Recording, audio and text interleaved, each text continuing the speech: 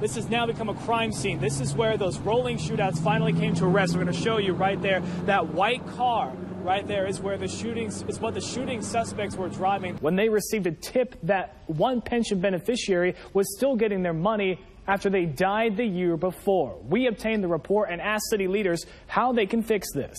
President-elect Donald Trump flying into Baton Rouge was still just a rumor as recently as Wednesday, but now it's reality. After a month of calls and voicemails, Stewart finally called us back and said he could not comment on this case because it was a decision made prior to his administration. This is a bad time to bring up that I'm afraid of heights. About 5 to 8 inches dropped on Manny in the last 24 hours, according to the National Weather Service. Firefighters and volunteers say they'll continue to keep making trips to people out to their homes, rescuing them, making sure they get back on dry land as the floods continue to be battled here in Baton Rouge. It's not easy to catch them all, but police and trainers alike say you have to choose precaution over play. In the very first paragraph, actually in the very second sentence, this is what Chancellor Ghaly has to say. They are definitely not on any form of life support, nor are they in any imminent danger of closing their doors. All of these delays and all of this frustration stems from a single technical malfunction that wound up impacting flights across the East Coast. Our top story tonight, Louisiana Governor Bobby Jindal says our freedom is under attack. This while he headlines the National Rifle Association's annual meeting. Well, today the Chenault Aviation Museum in Monroe said, welcome home to Vietnam War veterans. For some, a simple thank you is a long time coming. KTV 10's David Cotton reports. Local drug agents say a new drug trend is taking Ouachita Parish. Now, they say it's not among the usual suspects, and the majority of it may not even be made here. Now, it's become a prime target in their drug investigations. Take a look. I do not tan easily. Neither do I, bro. I mean, I know it's deceptive. But well, it's not deceptive for me. Well, you know, red, maroon, nasty, and it's not fun. Aw, I'm sure it looks better than that. It's not. Viewers, yes? No? I don't know. Well, local leaders are pushing to have Poverty Point named a World Heritage Site. Now, we'll show you. That's next on Fox. It was in this moment on Barksdale Boulevard and Westgate Drive back in April, right in front of the Air Force Base. Bossier City Police Sergeant Kenneth Johnson turns on his flashlight, leans in toward the passenger side window. The vehicle was dark. There were tinted windows on the vehicle, so I used my flashlight to look at the back seat, make sure nobody was in the back seat or possibly laying on the floorboard. Then a pointed gun came out but misfired at the former Marine. There wasn't a whole lot of time for thought. I saw the gun come up, I heard the click, and I just knew, get away from this gun. Johnson jumped back and away and fired his service weapon 3 times, striking 20-year-old Malik Wortham of Spring Hill once in the head and wounding him. He says those next moments were harrowing. I remember thinking how alone I felt, just standing there with my gun out. When everything settled down and we got him into custody, the first thing I wanted to do was I thought about my baby sister. On Tuesday, Johnson testified in Wortham's trial when he noticed something strange. If they were alive, maybe a mother or father or a sister or a brother or an uncle would be there to support him. But there was no one there with him. Wortham pled guilty to attempted first-degree murder and now faces 25 years in jail, almost as many years as Johnson's been with BCPD. Johnson hopes his message will stop others from taking the same path. At that point, I figured he had to feel as alone as I felt when I was standing out there by myself. Your actions, the things that these young people out here doing, they impact more than just you. In Bossier City, Nick Lawton, KSLA, News 12. Baton Rouge firefighters and volunteers have been making boat rescues here in the high waters in the neighborhoods of Baton Rouge all day today as the waters and rains continue to rise. Thank you for bringing us out, Lord. Thank you. A prayer of thanks from one of hundreds of people needing rescuing from the high waters. Firefighters waiting home by home in the flooded Highland Road neighborhood with the help of native Todd Terrell, who volunteered to truck them through. They were actually trying to rescue some people and they couldn't get them out and they didn't have a boat. So I told them, hey, I got a P-roll, you want to use it? And they were like, sure. We had 3 people trapped at 2236 Kentucky. This combo of firefighters and volunteers added their efforts to the more than 1,000 people rescued across the state. In Zachary, authorities and volunteers helped evacuate the elderly from a flooded town and country mobile village. The uncertainty of where to go, because all the roads around us are closed, really. So we've been trying to figure out how to exactly evacuate.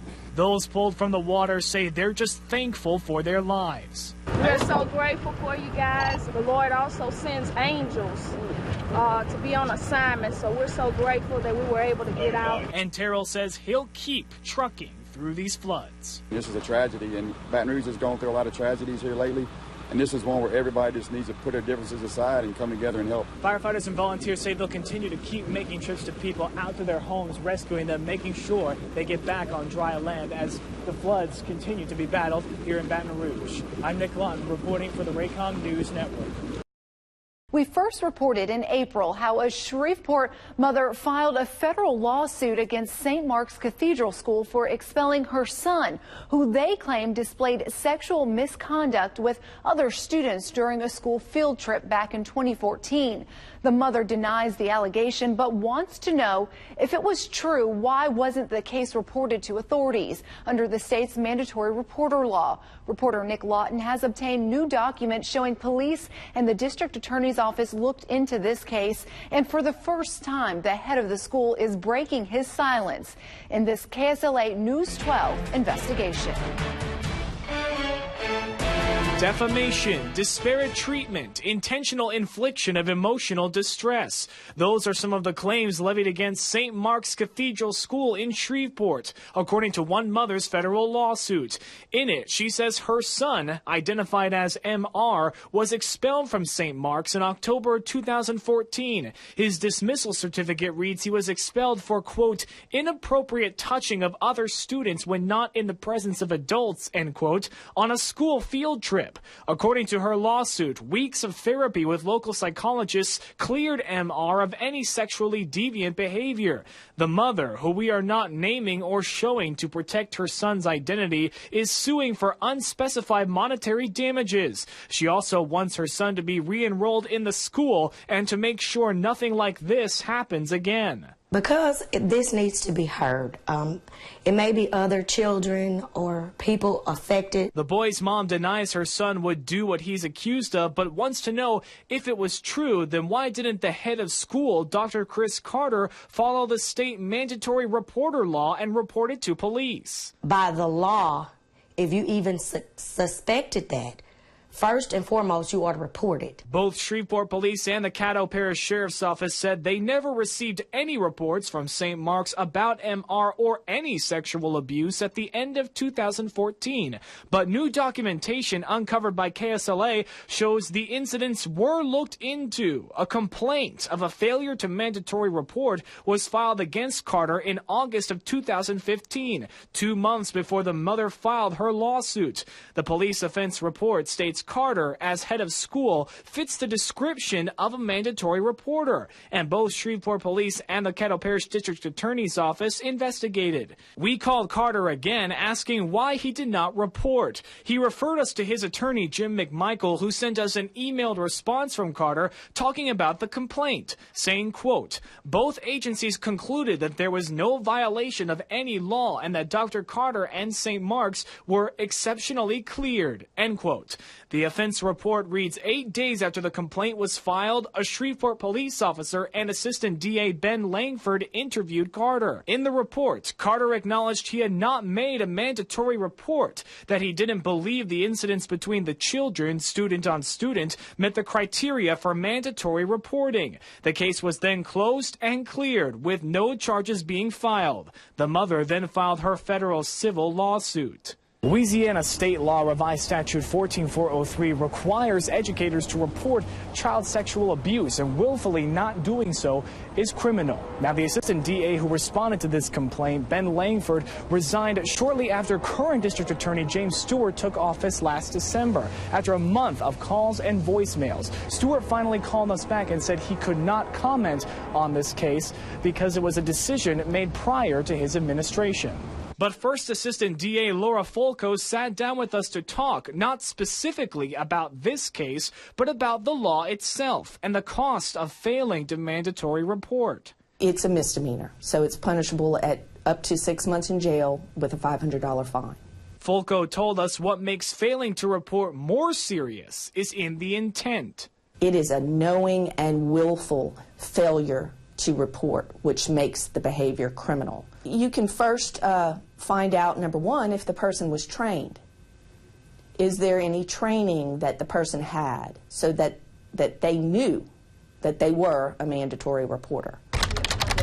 KSLA found out there is online training, which Reverend Jacob Owensby, the 4th Bishop of Western Louisiana, acknowledged all faculty, staff, and administration serving in their schools are required to take, quote, be trained by and to adhere to the policies and procedures outlined in the Safeguarding God's Children program.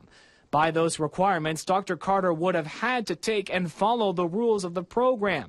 Dr. Carter's attorney confirmed to us he did take that specific training. But McMichael, Dr. Carter's attorney, sent a letter Tuesday reiterating, quote, there is no truth to the allegation that Dr. Carter or St. Mark's were under any duty to report sexual abuse in this instance, nor was there any sexual abuse to report, end quote. What the person said when questioned as to why they didn't report would be something that you could look into. No criminal charges have been filed in this case. The mother's civil suit in federal court is set for a 2017 court date. Reporting in Shreveport, Nick Lawton, KSLA, News 12. In the letter we received from Dr. Carter's attorney today, it was again stated that, quote, Dr. Carter and St. Mark's absolutely deny all of her claims and believe the suit should and will be dismissed, end quote.